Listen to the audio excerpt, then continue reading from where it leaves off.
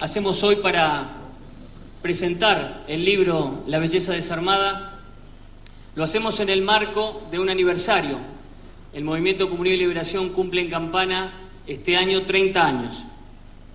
Y para nosotros era una pregunta también, cómo poder contribuir desde la celebración del aniversario a la vida de la comunidad de Campana. Y no encontramos mejor ocasión que la de presentar este libro de Julián Carrón con estas dos personas a quien ahora enseguida voy a presentar. Quisiera en primer lugar destacar entre nosotros la presencia de nuestro obispo diocesano, Monseñor Pedro Laxague, y también del señor Luis Gómez, que es en este momento el intendente interino de la ciudad de Campana, por la licencia que tiene Sebastián Abel. Así que a ambos les agradezco muchísimo.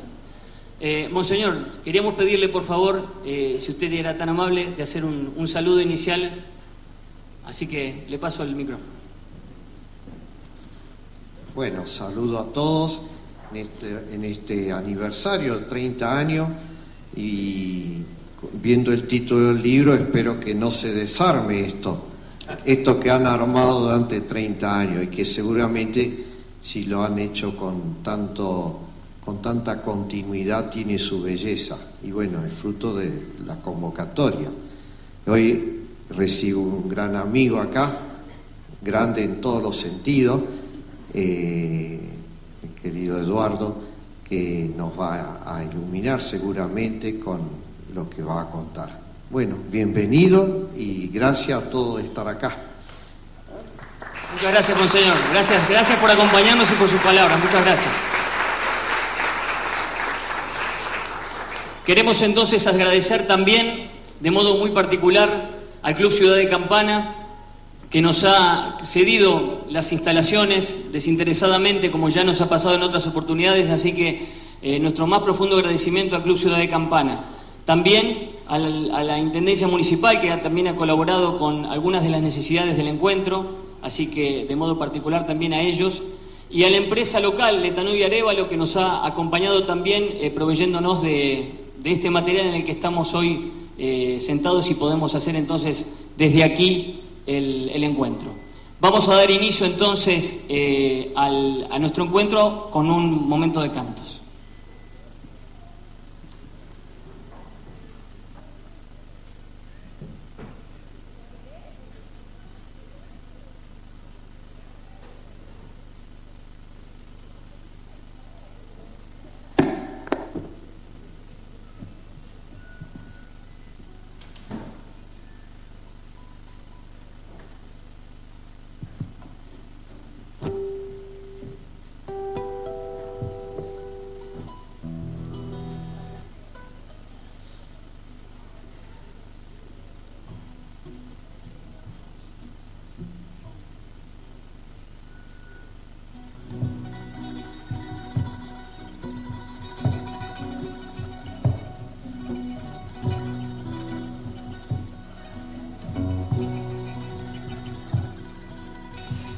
Haré con esta pena que se metió dentro mío, palomita. Es un árbol de tristeza que florece con el vino, ay, vidita, como un hito de cigarro. Se van las cosas vividas por los años. Hay coplas que no se olvidan, amores y despedidas, desengaño. Solo quiero luz para andar y andar. Mezclado entre nubes voy a encontrar mi soledad.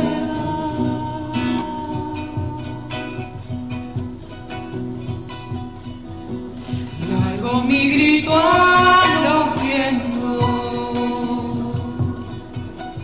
a olvidarme de tu olvido entre sueños.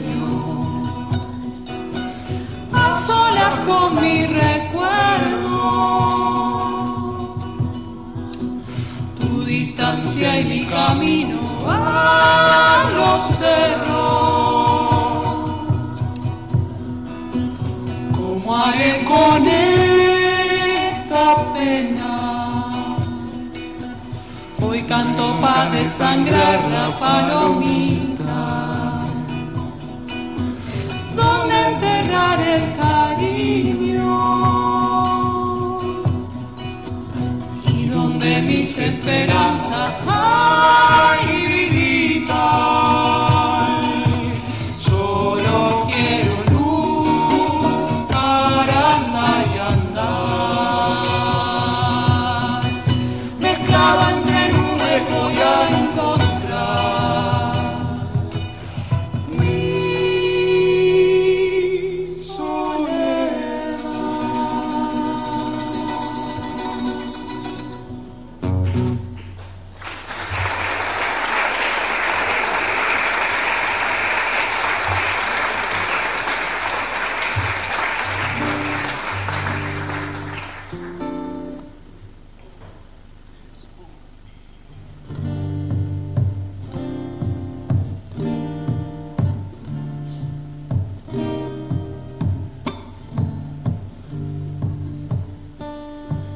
¿Quién dijo que todo está perdido?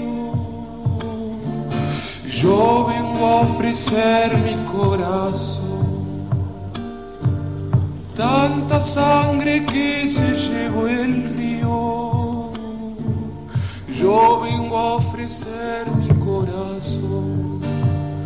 No será tan fácil, ya sé qué pasa. No será tan simple como pensaba. Como abrir el pecho y sacar el alma. Una cuchillada de amor. Luna de los pobres siempre abierta.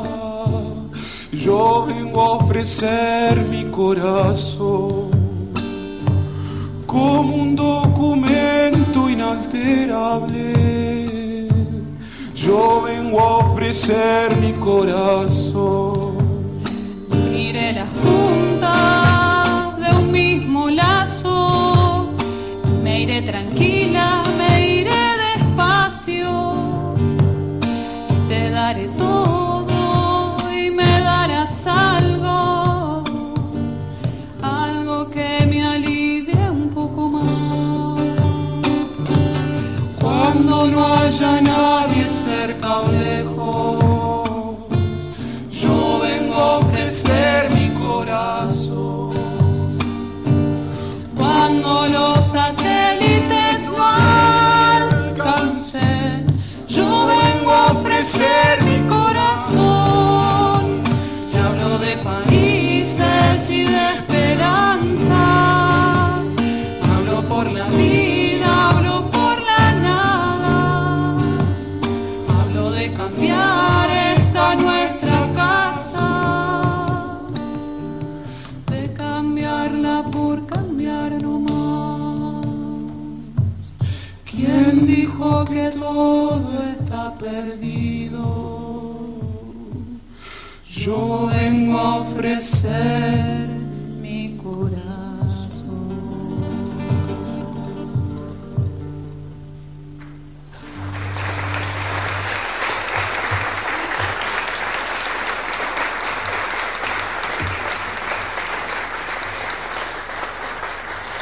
Muchas gracias a estos amigos que nos han ofrecido una expresión de la belleza, sin duda, en este caso a través de la música, y con la cual queríamos dar inicio al gesto que hoy nos convoca. Algunas referencias, en algunos casos ya conocidas, sobre los dos amigos que nos acompañan hoy, y como bien Monseñor Pedro nos decía, el primero de ellos es Monseñor Eduardo Martín. Él es en este momento arzobispo metropolitano de la ciudad de Rosario, arzobispo de la arquidiócesis de Rosario, que es un poco más grande, ¿verdad? Claro, es un poco más grande que la ciudad. Antes de esto, Monseñor fue obispo de la diócesis de Río Cuarto, y antes de eso había sido vicario de la diócesis de Venado Tuerto, el lugar de donde es oriundo y donde se ordenó. Él estaba, no sé, a partir de ahora, a cargo de la Comisión de Educación. Perfecto, así que continúa a partir de la presente Asamblea Episcopal como presidente de la Comisión de Educación de la Conferencia Episcopal Argentina. A mi izquierda, un amigo nuestro de aquí de la ciudad de Campana, un reconocido educador como Alfredo Bota. Muchos de los que estamos aquí lo conocemos hace años. Él es director general del Centro de Innovación Educativa Dante Alighieri, de la Unidad Académica Dante Alighieri y del Colegio Holter de Cardales.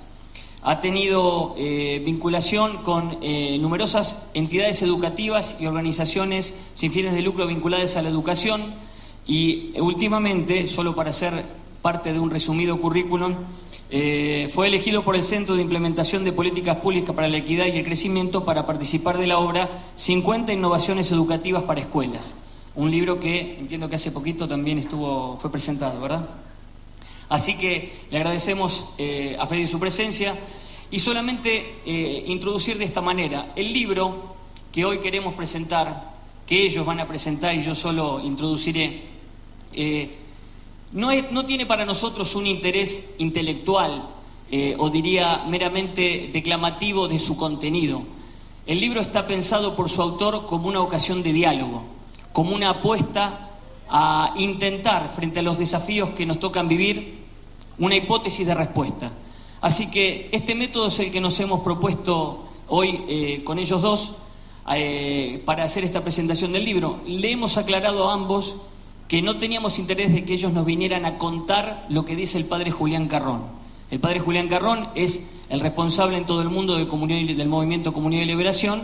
Él ha escrito este libro y otros más, pero básicamente lo que nos interesa, porque esta es una de las varias presentaciones que en todo el mundo se están haciendo de este libro, es poder ofrecer este libro a la comunidad a partir de la impronta, de la provocación que para cada uno, en este caso de estos dos interlocutores, tiene.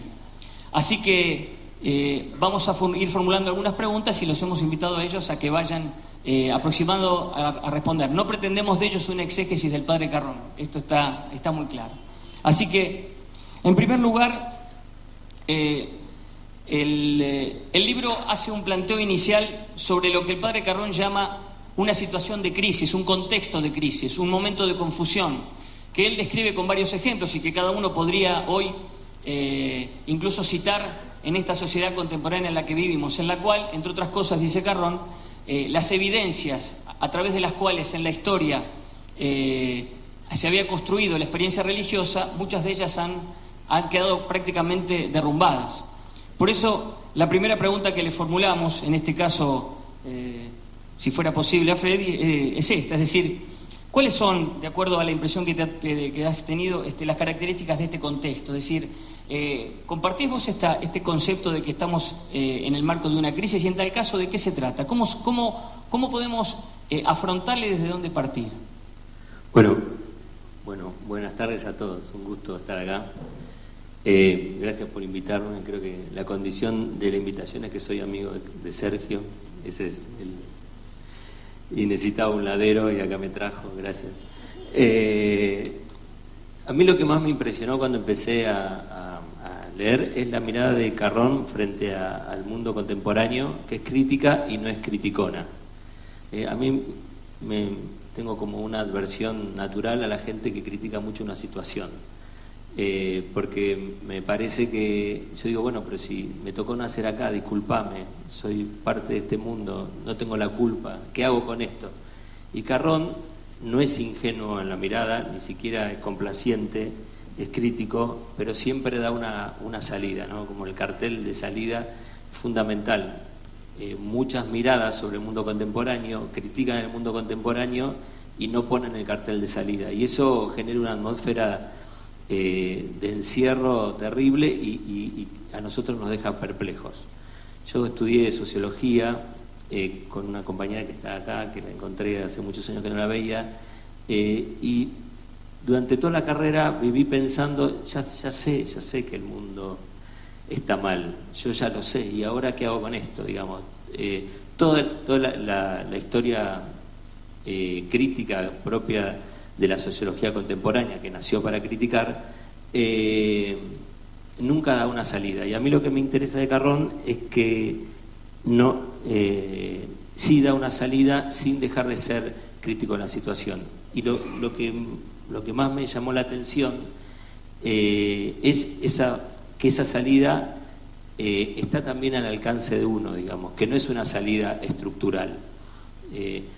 Y a mí me sonó, cuando lo leía, digo, en realidad lo que podemos pensar que la historia de la humanidad está llena de situaciones de crisis. En la época de Jesús había una crisis, digamos, los romanos, los judíos se sentían sojuzgados por los romanos tenían un imperio que tenía sus defectos y sus problemas, y el abordaje de Jesús frente a eso pasa por otro lado, digo, la salida pasa por otro lado, no es un problema de estructura, porque la estructura va a cambiar, pero si vos estás adentro de esas estructuras vas a quedar exactamente igual. Y a mí me parece que Carrón usa este método. La salida está por otro lado. Y bueno, ahora no voy a encontrar la cita entre todas las que estoy, pero dentro de un ratito la voy a buscar y voy a encontrar, que dice que en realidad si generamos una estructura perfecta, el hombre pierde libertad, y si pierde libertad deja de ser hombre. Entonces no se trata de pensar esta crisis que estamos viviendo como un estadio que va a pasar a un estadio superior y que va a ser perfecto, porque en realidad el drama de la existencia humana es justamente la tensión que la vida tiene que resolver, y esa resolución es una resolución comunitaria, claramente, pero también es una resolución individual. En ese sentido me parece que así como hay crisis sociales, también hay crisis de la persona, y la resolución de la crisis de la persona, como la resolución de las crisis comunitarias, tiene que ver con ir a fondo con la pregunta última de quién soy. Creo que un poco esa idea. Monseñor. Buenas tardes, buenas noches a todos. Bueno, gracias también, Sergio, por la invitación. Sí, la verdad que el libro, nos dispara una cantidad de pensamiento, de reflexiones, ¿no? Pero evidentemente la crisis es evidente, ¿no? Esa caída de los valores, y tantas veces escuchamos, ¿no? Y pues se perdieron los valores, tenemos que recuperar los valores, ¿no? Y todo dicho como, bueno, en ese lamentarse, ¿no? Como decías vos, que no es para nada fecundo, ¿no?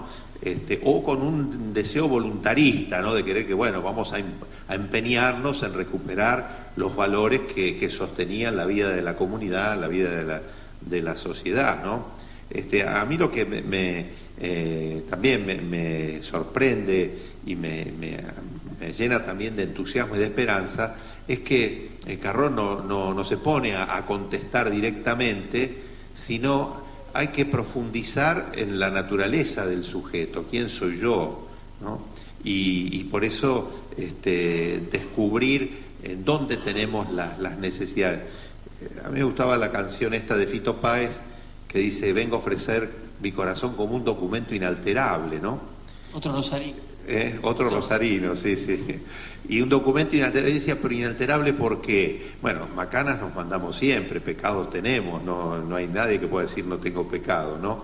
Pero inalterable, no sé si esto es lo que habrá imaginado el poeta cuando le salió esta expresión, pero cuando uno dice el corazón es exigencia de verdad, de belleza, de justicia, de amor, de felicidad. Eso siempre es así, es en cada uno de nosotros, cuando éramos pequeños, ahora que somos ya mayores y cuando estemos ya en la ancianidad.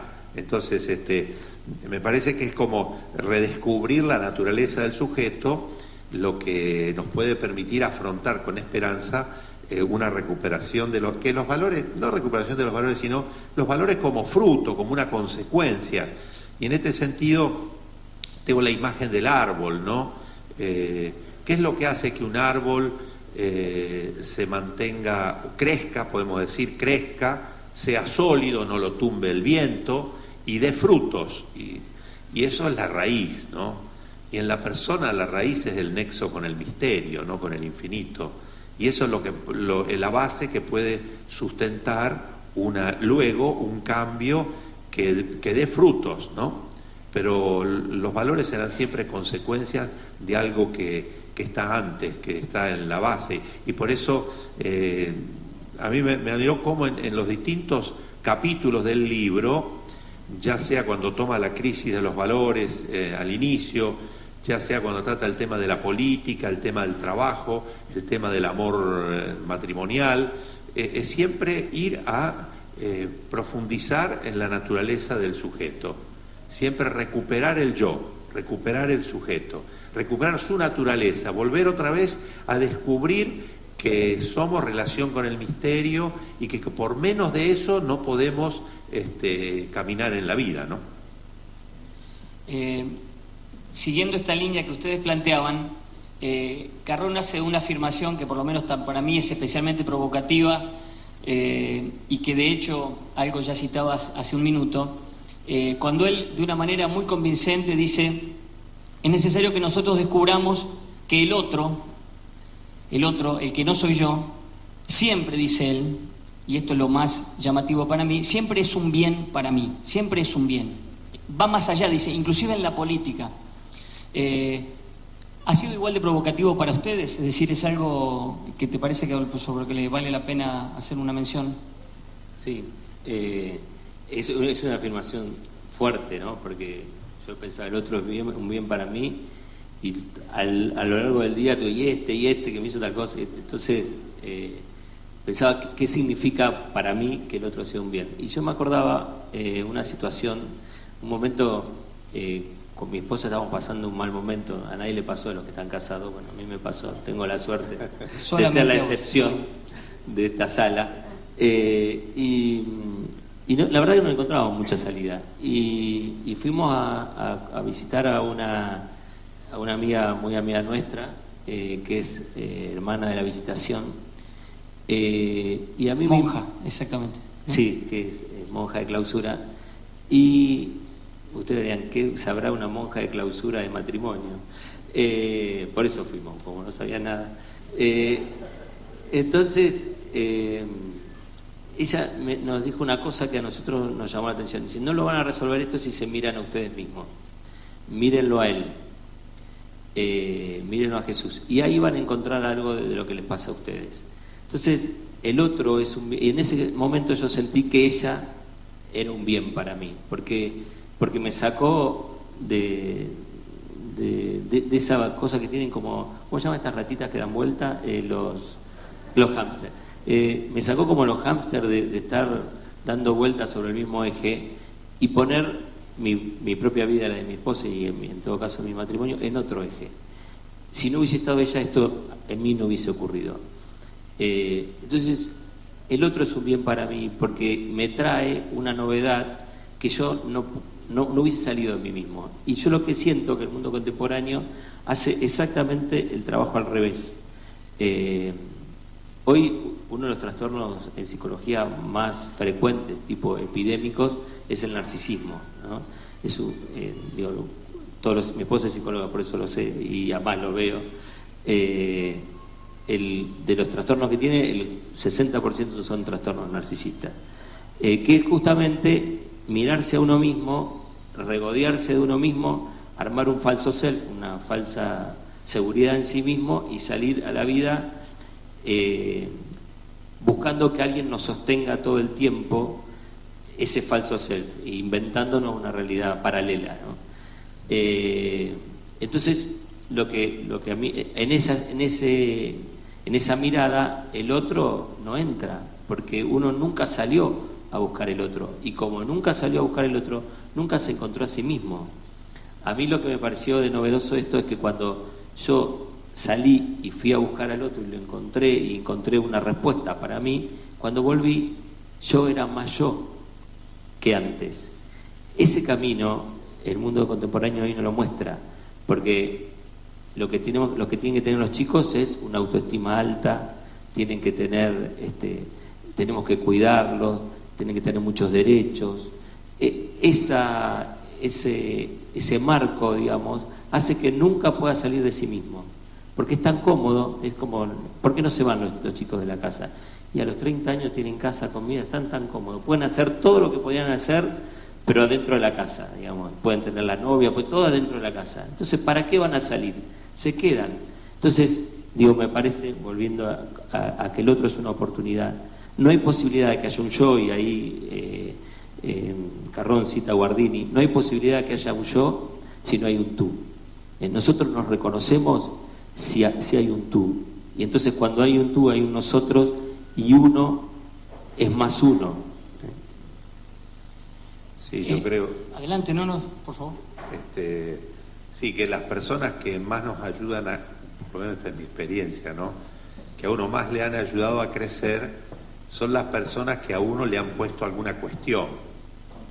Porque hay amistades que son áridas de bien, pero hay antipatías o situaciones en las cuales personas que pueden hasta con cualquier intención, sin embargo, hacernos descubrir una verdad, y en el fondo terminan siendo un bien, ¿no? Y además porque en la mirada de la fe somos todos miembros los unos de los otros, ¿no? Lo dice Carrón citando a San Pablo, ¿no? Y además tenemos un origen común y un destino común. No me puedo realizar solo, no me puedo realizar sin el otro, ¿no? Y este es el gran desafío que tenemos: cómo vivir juntos, cómo reconocer al otro y no querer reducirlo a un cero a la izquierda, aunque a veces la presencia del otro me sea molesta, desearía que no estuviera, y esto, bueno, cuando se traslada al plano político, al plano de la convivencia social, puede ser muy, muy dañino, ¿no? Porque puede llegar entonces a querer eliminar al otro, ¿no? Bueno, desde la eliminación psicológica por medio de la palabra, o hasta llegar a la violencia de querer hacerlo desaparecer, ¿no? Pero en la conciencia de un origen común y de un destino común y de un destino eterno, creo que si nos damos cuenta de eso, es más inteligente reconocer al otro que no reconocerlo, ¿no? Y poder descubrir eso, que el otro, a pesar de que me contradice, a pesar que me ha hecho humillar incluso, que me ha dicho algo que no me gustó, sin embargo, me hace crecer. Y es un bien entonces también, ¿no? Es un bien, siempre es un bien. Siguiendo estas afirmaciones que ustedes planteaban, yo pensaba, tenemos una persona, es decir, todo el posible discurso intelectual sobre el cual uno pretende explicar la realidad se derrumba cada mañana cuando cada uno de nosotros se despierta y tiene frente a sí los desafíos de la vida. Es decir, no hay planteo ideológico que alcance frente al padecimiento y la angustia del vivir cotidiano. Carrón hace tiempo viene sosteniendo que el problema hoy no está en quien tiene razón, sino en cómo se hace para vivir. Y el cómo se hace para vivir, evidentemente, no es una receta que uno encuentre en un supermercado, sino esta seriedad frente a la vida que ustedes planteaban. En uno de los párrafos del libro, Carrón habla en varias partes, pero puntualmente en una de ellas habla sobre el hombre libre. Es decir, este hombre que trasunta, que camina en el medio de la situación crítica, de las angustias propias del vivir, es un hombre libre, es un hombre que toma decisiones, que está puesto a tomar decisiones cotidianamente. Sin embargo, y aquí viene la pregunta, la mentalidad común entiende que la libertad hoy, más que nunca hoy, es cortar lazos. Es decir, más libre soy cuantos más lazos he cortado. Sin embargo, Carrón hace este desafío. Dice, veamos a dónde llegamos con esta postura. ¿Se trata hoy de ser libre cortando lazos? Bueno, les voy a contar una experiencia. A mí, en el colegio todos los años hacemos un debate sobre el aborto. Y los chicos eligen una postura, o a favor, o en contra, o en contra, pero con salvedades, digamos. Y lo que me va pasando en los últimos años, que encuentro muy poca gente, muy pocos chicos que están en contra del aborto.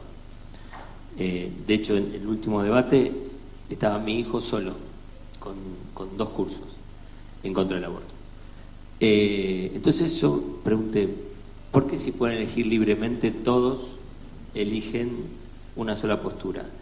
Y ahí hay un problema que tiene que ver con lo primero que venimos hablando, es que en realidad el mundo contemporáneo, sobre todo después de la modernidad, el iluminismo, como queramos llamar, entendió la libertad como ausencia de ataduras o como no discriminación.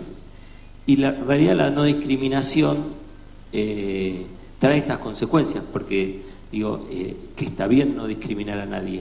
El problema es que el que piensa distinto en el sentido común, o sea, en la cultura hegemónica, en el common sense, en lo que la mayoría puede llegar a pensar, también es mirado raro. El problema es que se invirtió la rareza. Entonces, esa libertad, al final termina siendo una imposición de un modelo. O sea, se es libre cuando las condiciones para poder opinar y para poder pensar están ausentes de coerción, o sea, de coerción social. Y ahí me parece que reformulamos la idea de libertad. Libertad no es, y que lo traía San Agustín, decía, bueno, ¿cómo es esta libertad que me convierte en esclavo? Digo, la libertad de elegir la droga, por ejemplo, ¿no? Y al final termino siendo esclavo de la droga. Entonces San Agustín decía, bueno, hay dos conceptos. Una cosa es libre albedrío y otra cosa es libertad. Y un poco lo retoma Carrón, esta misma idea. Si hay una libertad que me esclaviza, si hay una libertad que termina matando niños por nacer, digo, ¿qué libertad es esa? No es la libertad de ataduras. La plena libertad es aquella elección que me potencia como ser humano. No obstante, un paso previo a la plena libertad es el libre albedrío, que sí tiene que existir, claro que tiene que existir, pero en igualdad de condiciones, digamos, donde no haya un solo discurso único hegemónico y que todos tenemos que acatar, donde haya variedad de discursos, donde haya posibilidad de elección.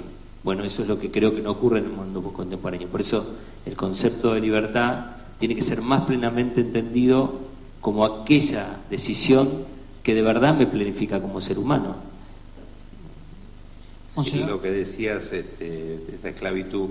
Yo me acuerdo cuando daba catequesis en un colegio secundario en Venado, alumnos de tercer año, tenía la 7ª hora ya a la 1 de la tarde, cuando los chicos ya estaban insoportables. Entonces tenía que inventar alguna cosa para que esa hora pudiera ser lo más... Pero bueno, ahí uno de los temas justamente era la libertad. Y allí conocí un muchacho que había sido campeón mundial de pelota paleta, pero que después había entrado en la adicción y había sido esclavo de la droga, pero luego se recuperó y había tenido una experiencia en Cristo por el cual ahora experimentaba la libertad. Entonces lo llevé a la clase y los chicos, a pesar de que era la hora 7ª, tenían los ojos abiertos como huevo frito, porque en realidad estaban escuchando a un testigo, a alguien que ahora experimentaba ser libre porque se había liberado de la droga y experimentaba una plenitud de vida que antes no tenía, ¿no? Entonces, y esto me viene a la mente con la idea de libertad que nos da Carrón en el libro y que la toma de Giussani. Ciertamente el libro está traspasado de don Giussani, ¿no? De la libertad como satisfacción del deseo. Y esto es, digamos, magnífico, porque uno se siente libre, experimenta la libertad cuando alcanza un objeto que desea. Pero uno se da cuenta que todas las cosas que nosotros alcanzamos en esta vida, aún las más nobles y las más grandes, no coinciden con el deseo que tiene el corazón. Que el deseo todavía es más grande. El deseo es inconmensurable, es infinito. Y esto es maravilloso, ¿no? Por eso, cuando vuelvo al principio, ¿no? Esta idea del sujeto como apertura al infinito, que tenemos deseos inconmensurables, y si están estos deseos tiene que estar la respuesta. Y me viene a la mente también un hecho, que lo viví acá en Rosario, de un señor, un hombre de unos 40 y pico de años, nos contaba en una parroquia que, bueno, había experimentado una vida de pareja que había fracasado. Después conoció una mujer que realmente amó ella era creyente, él estaba alejado de Dios, y que, bueno, empieza a hablar, qué sé yo, al final el hombre se acerca, se casan por la iglesia, pero ella enferma de cáncer. Y bueno, se hace unos tratamientos, se mejora, al tiempo vuelve a empeorar, otros tratamientos, y ya en la última etapa los médicos le aconsejaban un tratamiento ulterior, de estos últimos que venían, no sé si de Estados Unidos o qué sé yo, y él también le insistía, y ella le dice, déjame ir con Dios. Pero a mí lo que más me asombró fue lo que este hombre agregó. Ahí me di cuenta que mi abrazo no le alcanzaba. Mi abrazo de esposo, mi abrazo de hombre, no alcanzaba a llenar el deseo del corazón, ¿no? Es decir, que la libertad es la capacidad de Dios. La libertad es el nexo con el infinito, el nexo con el misterio. Solo allí está la plena libertad. Por eso hay una esclavitud que libera y hay muchas libertades que esclavizan, ¿no? San Ambrosio de Milán decía, ¿cuántos señores tienen? Aquellos que no tienen a Dios como a su único Señor, ¿no? Y que no son libres, ¿no? ¿Puedo agregar un tema de libertad? A mí también, en esa línea, que me parece, dos cosas. Acá encontré una cita de Carrón que me había marcado, que recomienda, hablando a Europa, dice, solo si Europa se convierte en una especie de libertad en donde cada persona puede ser inmune a la coacción, en donde cada uno puede hacer su propio camino humano y compartirlo con aquellos con los que se encuentre en él. Solo así podrá despertarse el interés por el diálogo. Digo, esa libertad profunda de la que habla Carrón, donde todos nos podemos encontrar, porque al final todos buscamos saciar un deseo. De eso se trata el encuentro, digamos. Cuando uno de verdad llega a esa última pregunta, última de la existencia, y puede ponerla a jugar, mientras lo que se juega son cuestiones banales o superficiales, es muy difícil el encuentro y es muy difícil la libertad, porque no llegamos al fondo de quién somos. Y ese es un camino que cada uno tenemos que hacer. En la literatura hay una imagen que a mí me gusta mucho, que es la catábasis. Eso se llama la bajada a los infiernos. Generalmente todo libro clásico es un camino de una bajada al infierno, a encontrarse lo peor del momento, de la circunstancia, y salir. Creo que ese es el camino para encontrar la libertad. Es muy difícil. Bueno, el Dante, que hace publicidad, es justamente esta idea, ¿no? Es muy difícil llegar al cielo si no se pasa por el infierno, que es la pregunta última de quién soy y encontrar con la escasez de la propia respuesta y la propia fuerza interior para dar respuesta a esa necesidad de infinito. Eso me parece que es la libertad, hacer la catábasis y salir airoso. Es muy difícil que alguien que vive en otro plano pueda, o es muy difícil para mí, que me encuentro a veces en otro plano, pueda de verdad sentirme libre, porque no me terminé de hacer las preguntas últimas de la existencia. No, yo te agradezco porque recordaba, digamos, la pregunta que a mí particularmente se me viene a la mente en este momento es, bueno, pero entonces, si evidentemente cada uno de nosotros tiene en su naturaleza como sujeto un deseo y una necesidad de plenitud, y si cuenta con esta libertad para dar el paso, ¿por qué vivimos como anestesiados muchas veces? Es decir, ¿por qué vamos sobreviviendo en la vida sin dar el paso decisivo? Monseñor Giussani, fundador de Comunidad de Liberación, tiene una imagen que la ha relatado y que Carrón la toma nuevamente, que es lo que él llama el efecto Chernobyl, este accidente nuclear que hubo hace tantos años, en el cual las personas que por fuera parecían estar con las mismas condiciones que todas, sin embargo, no lo estaban. Y él dice, nosotros vivimos cotidianamente como anestesiados, es decir, y estamos siempre a la espera de que la realidad nos provoque de una manera, con una potencia que nos despierte. ¿De qué se trata esto, monseñor? Bueno, yo creo que es parte de la debilidad interna que tenemos, porque somos frágiles, estamos heridos, y también parte del mundo, ¿no? Lo que el Evangelio llama el mundo, o lo que Carrón y Giussani llaman la mentalidad dominante, ¿no? Que quiere reducir el deseo, que por esa debilidad interna, y por otro lado quiere conformarnos con menos cuando la medida es inconmensurable. Es como que nos quiere conformar con baratijas, nos quieren conformar con chucherías, ¿no? Y entonces siempre genera esa insatisfacción cuando el poder nos quiere conformar y decir, en el fondo no te preguntes para qué vivís. Estas preguntas no tienen respuesta. Vos tenés que trabajar porque hay que trabajar. Vos tenés que estudiar porque hay que estudiar. Vos tenés que hacer las cosas porque hay que hacerlas. Porque en el fondo te reduce a un engranaje de una gran maquinaria. Y entonces, claro, uno queda esclavo. Entonces, ¿qué es lo que me puede despertar? ¿Qué es lo que me puede...? Y siempre no es un esfuerzo moral, no es un esfuerzo moral, no es una idea, sino esto es lo que ocurre en la vida. ¿Por qué un bebé puede sonreír? Porque la mamá le sonríe. ¿Cuándo un muchacho que anda dando vueltas por ahí, perdón la expresión, como bola sin manija, desarreglado, sin atender las cosas, durmiendo todo el día, etcétera? Pero si conoce una chica que le despierta un deseo, que le despierta una esperanza de felicidad, el tipo se ordena. ¿Por qué? Porque el encuentro con la amada hace aflorar todo lo mejor que tiene dentro. No es porque el tipo se pone a decir yo tengo que ser mejor, o yo tengo que portarme bien, o yo tengo que ir a trabajar. No, le despierta el encuentro con un tú. Hoy vos hablabas, ¿no es cierto?, no hay yo sin un tú. Para nosotros ciertamente el encuentro con una presencia que pueda despertar nuestro yo, pero sostenerlo en el tiempo y llevarlo a su plenitud, es la experiencia que hemos tenido del encuentro con Jesús, ¿no?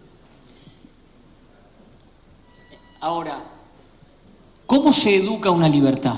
Porque esta libertad que cada uno de nosotros tiene y está provocada de esta forma, para ilustrar esta pregunta, yo me voy a permitir leer unas líneas que son del entonces cardenal Bergoglio, que él decía: la disciplina es un medio, un remedio necesario al servicio de la educación integral, pero no puede transformarse en una mutilación del deseo.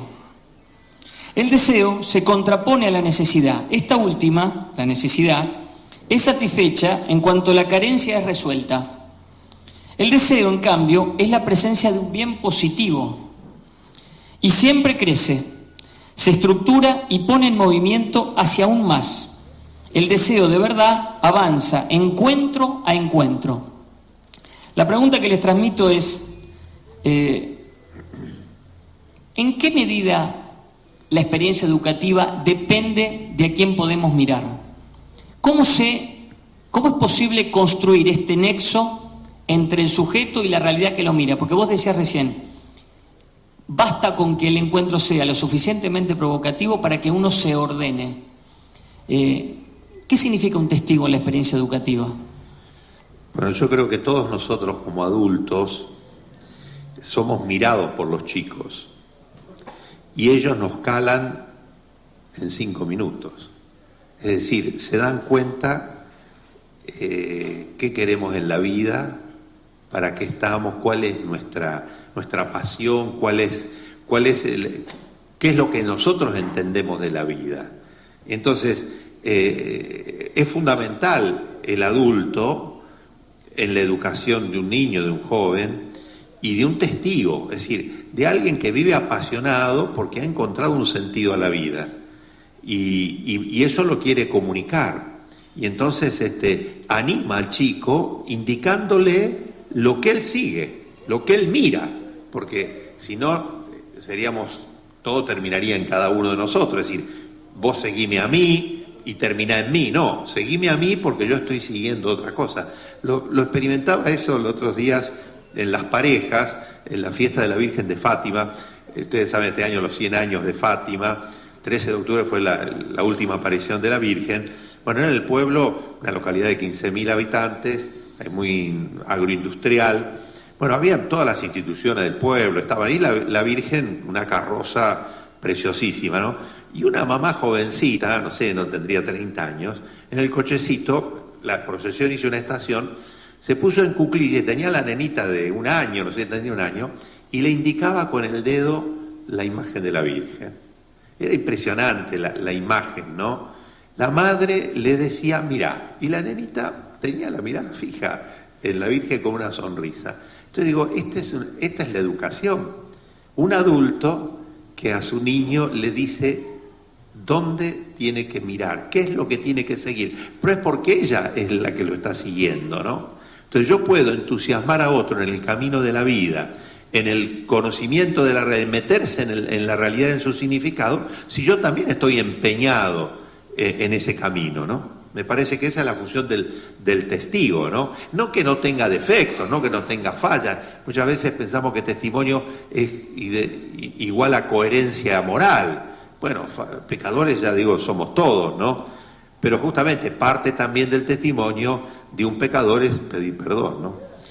Bueno, en el caso tanto del padre Eduardo como el tuyo, que además tienen una experiencia de educadores, la pregunta que te iba a formular es la que él dejó picando en el momento. Es decir, no es suficiente, no es demasiado grande el desafío de proponerse como adulto frente a un niño o frente a un joven, a un adolescente, cuando uno se sabe que no logra dar el piné por su propia capacidad. Es decir, ¿es un requisito ineludible ser coherente para poder proponer una experiencia educativa? Bueno, son 5 preguntas en una, pero vamos adelante.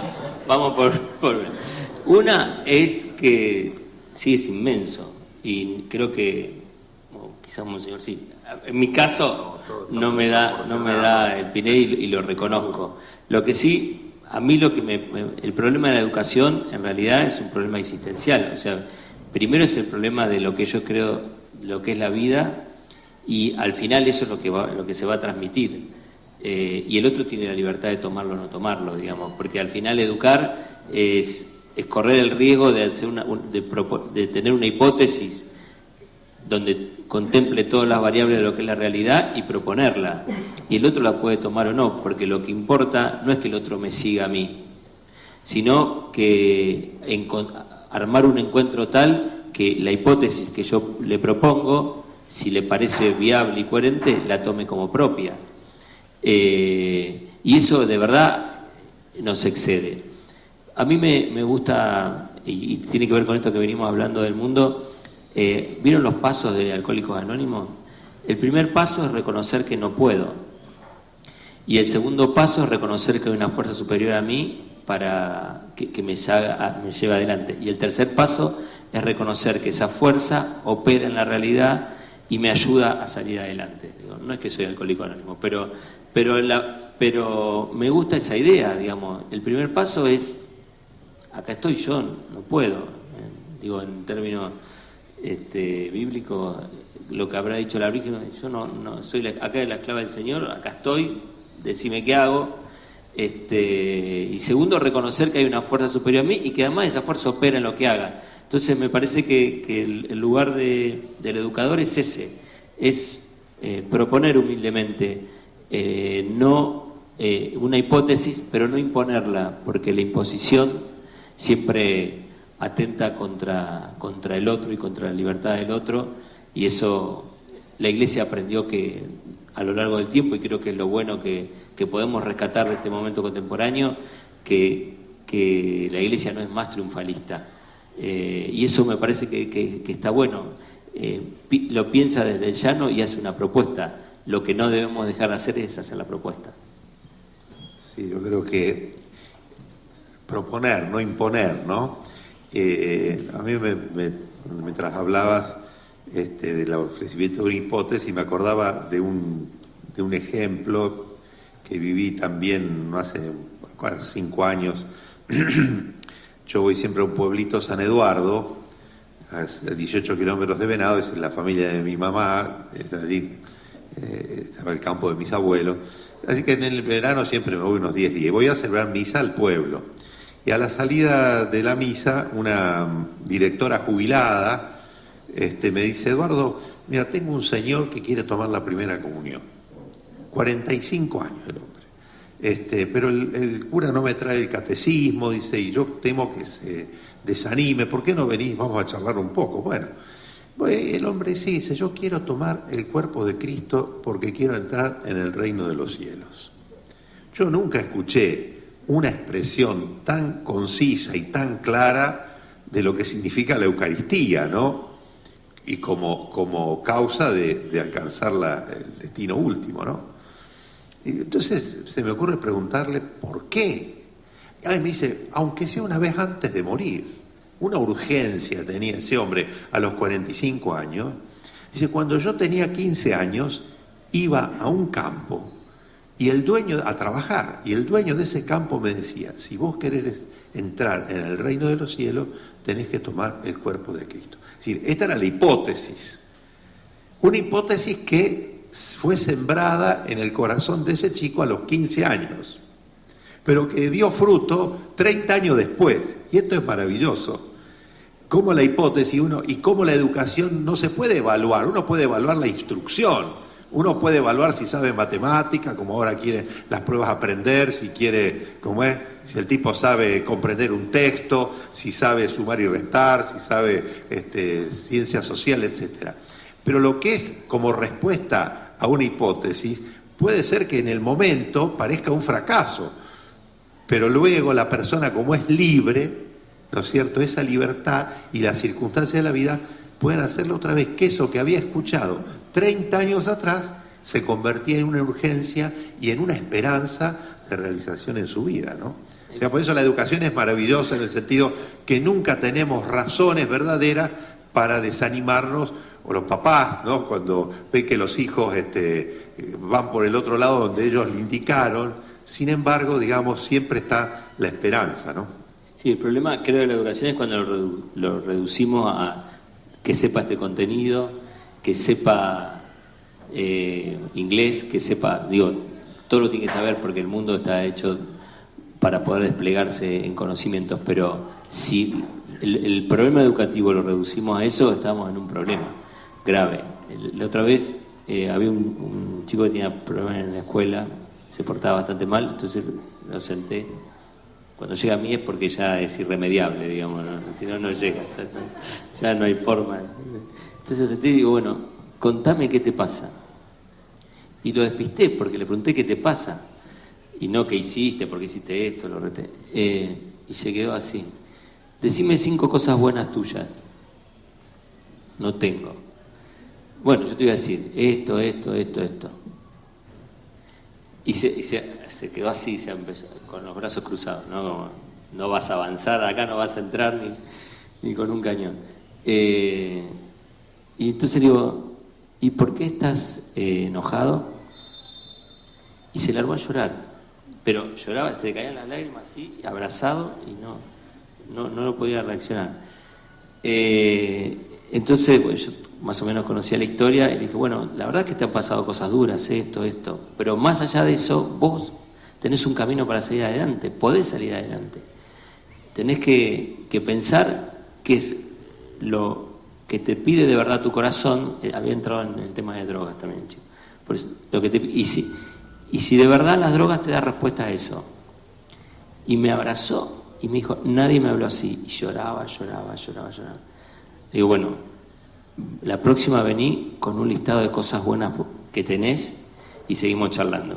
Bueno, todavía no llegó la próxima, pero me pareció, ese encuentro humano que no se agotó en el problema, en el síntoma, descubrir que las personas, hagan lo que hagan, no son eso, son otra cosa. Creo que esa es la mirada que los educadores no llegamos a tener siempre, que yo no llego a tener siempre. Me quedo en lo que hace el chico, en la rebeldía, en esto, en lo otro, en que se porta mal, en que conteste, y no podemos ir a esa persona que está sufriendo detrás. Nadie se porta mal porque es divertido portarse mal. Nadie se aburre en la escuela porque se aburre en la escuela. Bueno, Giussani habla de 2 cosas: el aburrimiento y el letargamiento que tiene la educación contemporánea. Eso ocurre porque las propuestas que nosotros tenemos no tienen el atractivo suficiente, pero el atractivo existencial suficiente. No es que hay que disfrazarse de payaso y estar cantando el payaso Plin Plin todo el día. Tenemos que ir al atractivo, a lo que están de verdad buscando los chicos. Y eso, los educadores nos quedamos con el contenido vacío. Sí, es como, yo digo, esa es la gratuidad de la educación, porque eso lo haces por amor, porque yo digo, cuando hoy se reduce el educador, bueno, para nosotros el educador es todo adulto, ¿no? El papá, la mamá, cualquier adulto, tenemos la misión, tenemos siempre a alguien a quien comunicarle algo de lo que nosotros vivimos, pero en el orden de los educadores profesionales se ha reducido a trabajador de la educación, y entonces se pierde la dimensión vocacional, ¿no? Yo decía, por ejemplo, si yo salgo del aula y veo un chico llorando y sigo de largo porque mi contrato laboral terminó, claro, he cumplido, pero ciertamente que me he perdido de rescatar a un chico de su momento que está viviendo y de ofrecerle un horizonte, ¿no? Que es lo que hiciste vos, ¿no? Creo que eso es fundamental, esa gratuidad en la relación con los chicos, ¿no? Sino que es la que tiene el papá y la mamá con sus hijos, ¿no? Y cuando aparece un profesor así tiene un brillo sí. que es impresionante. Entre las varias presentaciones que se hicieron de este libro en el mundo, me impactó particularmente una que el padre Carrón hizo en España, dialogando en términos presuntamente similares a este, con la periodista Pilar Rahola, que es una periodista que se ha declarado siempre no creyente. En el video del diálogo que tiene con ella, me impresiona puntualmente que el encuentro arranca, el moderador inicia, hace una presentación formal, y cuando le da la palabra a ella no logra sostener la ansiedad de ir al corazón del problema. Y toma el libro, lo abre y le lee a Carrón directamente esta pregunta. Él le dice, vos decís, ¿creemos todavía los cristianos en la capacidad que tiene la fe que hemos recibido de provocar un atractivo en aquellos con los que nos encontramos y en la fascinación victoriosa de su belleza desarmada? Me impresionó especialmente porque ella prácticamente lo intimó y le dijo, por favor, Carrón, respondeme esto a mí.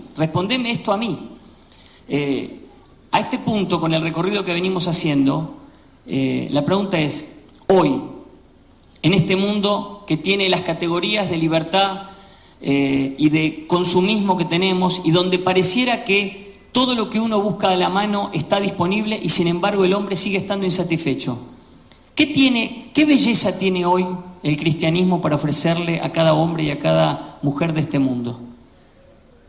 Bien.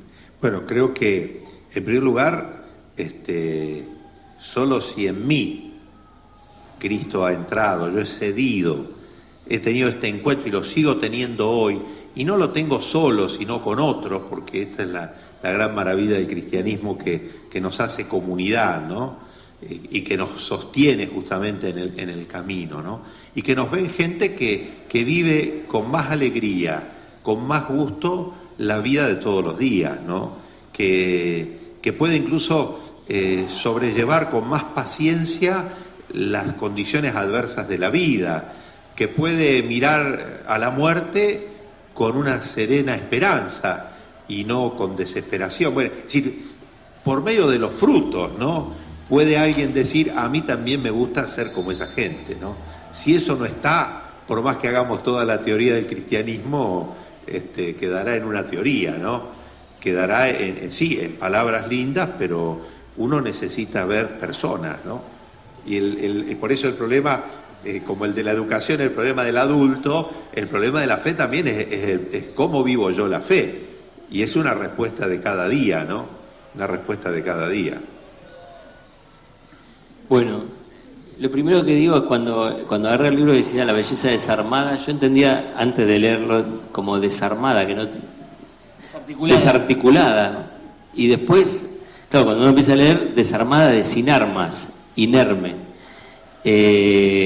claro, después entendí eso, y eso es lo que me parece interesante del mundo contemporáneo, que Jesús, y que siempre en realidad se presenta así, con esa sencillez que es imposible no reconocerlo, aquel que de verdad quiere reconocerlo.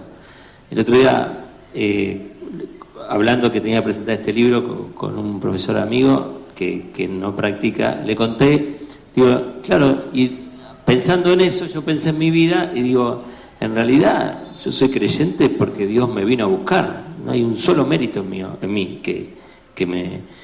Digo, cuando en mi familia eran todos ateos, a mí se me ocurría ir a misa, ir a tomar la comunión solo, y cuando en la juventud me golpeó la cabeza un par de veces, encontré amigos que me sacaban y me decían, no, es por acá, y como que me iban buscando el camino. Entonces digo, la verdad que lo que yo siento es que Jesús me buscó, yo solamente dije, es por acá. Y cuando le contaba eso, el otro se le llenó los ojos de lágrimas y me dijo, yo soy ateo, no lo puedo ver. Y le digo, ¿por qué lloras? ¿Por qué te pones así? Está bien, porque quisiera eso. Entonces yo digo, qué importante es que fue para mí encontrar a alguien que me lo mostró en su momento. Digo, ¿y qué responsabilidad uno tiene de poder mostrarle a otros, al que quiera mostrarlo? Porque si no, encontramos así, gente que yo quisiera, pero nadie me lo mostró nunca. Y eso creo que es una gran responsabilidad de la Iglesia contemporánea, empezar a hacer esas luces que a mí me iluminaron alguna vez, ¿no? Sí, yo creo que el tiempo que vivimos,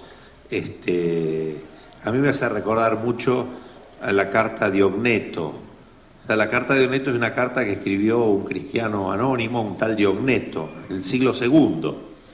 Dice, ¿qué son los cristianos? Entonces empieza a describir que no son gente que se vista de un modo raro, ni que tenga comidas distintas, o que vivan en guetos, ¿no? Sino que viven en ciudades bárbaras o en ciudades griegas, según le haya tocado en suerte. Pero que su vida le asombra. Dice, comparten la mesa, pero no el lecho, y no se deshacen de los hijos. Esto impactaba. La vida que llevaban impactaba. Dice, cumplen las leyes, pero sus vidas supera el tenor de las leyes. Y sin embargo, los persiguen. Dice, los cristianos están llamados a ser alma del mundo, es decir, lo que mantiene unida y viva el mundo. Y de ese lugar no nos es lícito desertar, decía, ¿no? Yo creo que este tiempo en el cual se han caído todas estas certezas, todas estas estructuras que respondían justamente a una visión cristiana, nos hace a un mundo, estamos como no jugándola de locales, pero sí fascinante, porque otra vez justamente se puede mostrar el cristianismo en su esencia, se puede mostrar el cristianismo sin todo el ropaje que se puede haber ido adhiriendo en los siglos, y entonces se hace más fascinante, más transparente, ¿no? Es decir, el testimonio, ¿no? El testimonio de personas, de comunidades que viven una vida que empieza a asombrar por cómo se vive, ¿no?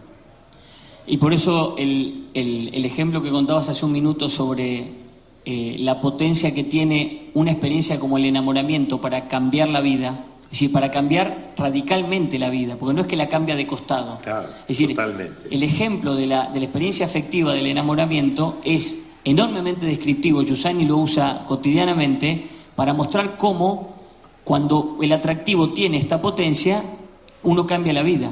Es decir, quisiera pedirte en un instante, para ir redondeando este encuentro, si fueras tan amable de ayudarnos a comprender un poquito más la experiencia de Jesús con Zaqueo, un hombre que era prácticamente rechazado por todos los que lo rodeaban, quienes además le daban indicaciones de cómo debía ser. Se lo habían dicho tantísimas veces. Sin embargo, Jesús lo miró de una manera diferente. Sí, ciertamente, la mirada de Jesús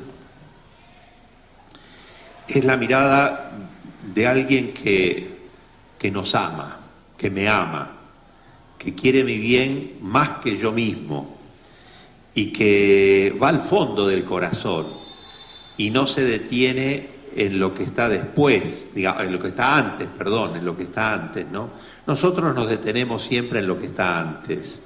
Este es un corrupto. Yo diría, en vez de poner Zaqueo, pongamos a debido. Sí, Zaqueo era el jefe de los publicanos. Era el jefe de los publicanos. Hoy debido es digamos, es el demonio, él es el que tiene todos los males, probablemente tenga muchos males, no sé. Pero digo, ¿cómo lo miraría Jesús? ¿No? Jesús rompe todos nuestros esquemas. Todos nuestros esquemas. Los fariseos, es decir, los cumplidores de la ley, los honestos, los coherentes, los éticos, murmuraban, dicen, ¿cómo? Se fue a reunir a la casa de un pecador, de un publicano, del jefe de los publicanos, que trabajaba para el Imperio Romano, que cobraba los impuestos para el opresor. Zaqueo, baja pronto que hoy quiero ir a tu casa. Jamás Zaqueo se podría imaginar que Jesús podría tener esta mirada sobre él y que se invitara a ir a su casa. Y él con esta sencillez bajó. ¿Y qué es lo que lo cambia después moralmente a Zaqueo? Es justamente esa mirada que lo acoge tal como es, que lo cala hasta el fondo pero que no lo condena. Y entonces dice, Señor, si algo he robado, devolveré 4 veces más y repartiré la mitad de mis bienes a los pobres. Esta es la gran revolución. ¿Qué es lo que hace con cada uno de nosotros Jesús? Porque todos somos Zaqueo. Si no me considero Zaqueo, soy fariseo. Y si soy fariseo, estoy listo, ¿no? Claro, estamos listos. El fariseo es el que cree que la salvación viene de su coherencia ética y no que es una gracia. No es que es un don, como vos dijiste, sin ningún mérito de uno, ¿no? Entonces, esta mirada de Jesús, dejarnos traspasar por esta mirada que nos viene hoy, 2000 años después, a través de personas que encontramos, de personas, de comunidades que encontramos, donde percibimos esa mirada de Jesús que nos traspase y tenemos que pedir la gracia de dejarnos traspasar por esa mirada y de ceder, de dejar de ofrecerle la resistencia para poder experimentar su misericordia y por lo tanto una alegría y un sentido de la vida, porque esto es lo que nos da Jesús, ¿no? El perdón, la misericordia y el sentido de la vida. Ya nuestra vida no es inútil, ya todo en nuestra vida tiene un sentido porque Él está, ¿no? Una última pregunta para ambos, que parte también de por lo menos lo que a mí particularmente me impresionó mucho del momento de la presentación que tuvo el padre Carrón con Pilar Rahola. Ella dice, la periodista que se declara atea, ella dice, los cristianos se me empezaron a hacer ahora más interesantes cuando dejaron de ser poderosos. Y Carrón ha citado en el texto, dice, cuando el Imperio Romano fue convertido por decreto al cristianismo, dice Carrón, en realidad perdió de alguna manera, lo digo groseramente, es decir, no hay posibilidad de decir sí a la experiencia de la fe si no hay una libertad que lo sustenta. Por eso ella dice, Pilar Rahola, en unas líneas que escribe con posterioridad a la entrevista, ella dice, aún sin dar el paso ella de la respuesta a la fe, ella dice, el mundo necesita de los cristianos porque los cristianos tienen una luminosidad, por eso me acordé lo de la carta de Ogneto. La pregunta es, ¿cuál es la contribución que hoy tiene una experiencia como la experiencia del cristianismo para la sociedad que estamos viviendo? ¿Cuál es la contribución real que puede tener una experiencia así? ¿Cuál es la luminosidad que puede aportar? ¿Y cuál es la belleza, no? ¿Y cuál es la belleza? A mí lo primero que me parece es que lo que puede aportar es la profundidad de la existencia de las personas. Digo, el mundo contemporáneo le gusta vivir de WhatsApp en WhatsApp, ¿no?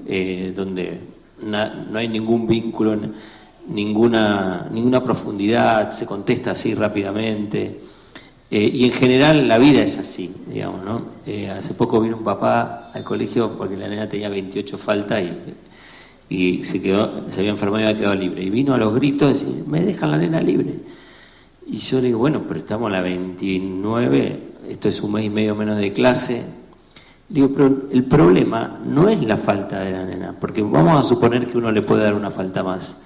El problema es que ella se haga la pregunta cómo llegó hasta acá, y que si zafa de esta, el resto de las veces en la vida no va a zafar. Entonces me parece que el cristianismo nos puede ayudar a que no zafemos en la vida, porque la pregunta última que nos tenemos que hacer, el cristianismo siempre la tiene presente. Donde está puesto tu corazón, donde está puesto tu, sí, tenés tu tesoro, ¿no? Donde está puesto tu tesoro está tu corazón. Donde está tu tesoro está tu corazón. Entonces el cristianismo viene a preguntarle, ¿qué es valioso para vos? Yo siempre hago esta pregunta en los profesores, o por ejemplo en los directores, cuando no pueden meter en agenda cosas que a mí me parecen importantes. Digo, si te pago $1 millón, ¿lo haces? Entonces, bueno, ahí está tu tesoro, entonces lo haces. Digo, entonces la pregunta es, si nosotros nos movemos y creemos que lo económico, el poder, va a agotar nuestra existencia, vamos prontamente a descubrir que podemos terminar como debido, digamos. Que en algún momento quizá creyó que eso nos puede servir, y que a nosotros mismos nos pasó a hacer ese camino. No es un camino extraño para nosotros ese. Porque vamos poniendo en distintas cosas todo nuestro corazón. Y ahora en esto hay un texto de Carrón que dice, detrás de los placeres hay una necesidad de infinito. Y me parece que el cristianismo tiene que aportar esto. El mundo troncó el infinito. Entonces dice, no, el infinito está acá, cerca de tu mano. No, el infinito está más allá. Y ese es el aporte que tenemos que venir a hacer. Que cada uno pueda llegar hasta lo último de sus preguntas más íntimas, porque ahí va a encontrar la respuesta de quién es.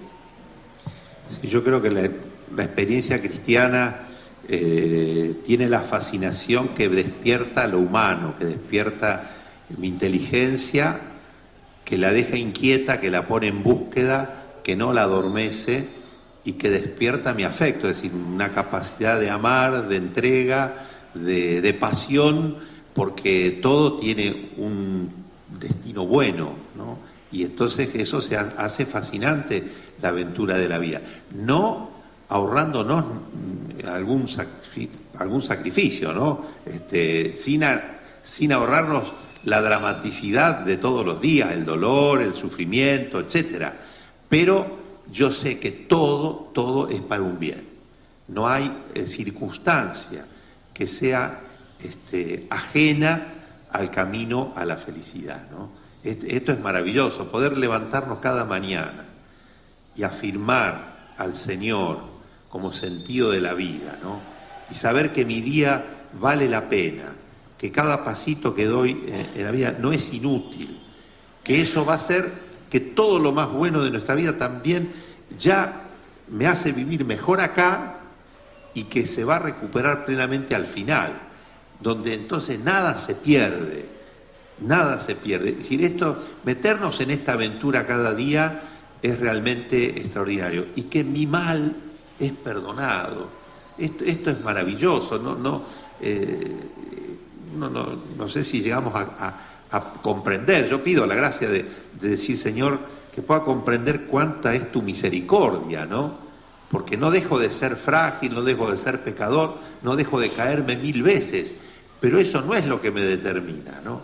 Entonces, tener una posibilidad de vida así hace que esto sea maravilloso, ¿no? Y bueno, que no necesita nada, esto es lo que dice Carrón, ¿no? Que no necesitamos hacer nada extra para mostrar la belleza del cristianismo, sino vivirlo, ¿no? No, y que estuvimos alentados toda Además, eso todo. Terminamos. Solo quiero destacar, además de agradecer especialmente las intervenciones de ambos, cada uno desde su propia experiencia personal, nos ayudan a poder valorar todavía más la propuesta que el Padre Carrón nos arrima. El Movimiento Comunidad de Liberación, como muchos de ustedes saben, tuvo su nacimiento a través del Padre Giussani. Giussani comenzó toda su experiencia que hoy tiene un pueblo diseminado por el mundo a partir de la preocupación por unos pocos chicos secundarios que vivían formalmente la experiencia de la fe, pero que esta experiencia de la fe no alcanzaba a juzgar las cosas que hacían cotidianamente. Algo muy parecido a lo que vive claramente el hombre de hoy. Y la pregunta que él se hizo fue, entonces para ellos la fe no significa nada. Y frente a esta pregunta, la siguiente pregunta le pareció a él casi una obviedad. Entonces, o el cristianismo no sirve para afrontar los desafíos del mundo, o el cristianismo es comunicado bajo una modalidad que el hombre no la está recibiendo. Y reformuló todo el planteo que hacía con esos chicos para mostrar lo que él llama la pertinencia de la experiencia cristiana a las necesidades del corazón. Es decir, la fe y la razón no son enemigas en la experiencia cristiana. El hombre, en el punto más alto de su razón, como decía Freddy, reconoce que tiene un interés por la vida y no se puede dar la satisfacción con sus propias capacidades. Con cuanto corazón y libertad reconozca la belleza que el cristianismo le ofrece, y el cristianismo seguirá ofreciendo con su propia belleza, podrá entonces dar este paso. Nosotros somos agradecidos, Monseñor, especialmente de que haya podido venir a la campana. Gracias, Monseñor Pedro, por acompañarnos esta noche. Ambos han venido especialmente desde la conferencia episcopal que continúa todavía mañana. Se han hecho una escapada. Creo que hay policías buscándolos por... No. Se han hecho una escapada para venir especialmente. Muchas gracias, Freddy, por acompañarnos, y muchas gracias a todos. Vamos a dar solo algunos pequeños avisos de continuidad de esta experiencia. El padre Eduardo me decía la última vez que nos encontramos antes de esto, no es posible que la experiencia del cristianismo ocurra y pueda ser seguida si no hay un lugar. Esto es como encontrar una hoguera prendida en el marco de la oscuridad. Uno se siente animado a ir cuando ve una luminosidad. Así funciona la dinámica del cristianismo, en toda la iglesia. En toda la iglesia, una multiplicidad de carismas que el Señor ha derramado y sigue derramando. Este libro, La belleza desarmada, se puede adquirir, está en venta allí en el fondo del salón, y es una ocasión para dialogar. Ojalá se puedan multiplicar ocasiones de diálogo a partir del libro como se han hecho en todo el mundo. También la revista Huellas, que es la publicación oficial de Comunidad de Liberación en todo el mundo. Tenemos allí en la mesita del fondo un montón de ejemplares para regalar, ejemplares que son viejos, que no son actuales, pero que sirven para poder testimoniar la experiencia de la vida cristiana. Y el único aviso de continuidad que queremos ofrecer: Comunidad de Liberación tiene una modalidad de encuentro cotidiano que es la escuela de comunidad, a la que estamos todos invitados. La próxima la haremos el día viernes 23 de noviembre en el Colegio Aníbal Di Francia, a quien también aprovechamos para agradecer, que es una casa que siempre nos recibe para los encuentros que hacemos habitualmente. El viernes 23 de noviembre a las 19:30 en el Colegio Aníbal Di Francia hacemos nuestros encuentros regulares de escuela de comunidad. Nuevamente muchas gracias y muchas gracias a todos ustedes por estar. Gracias.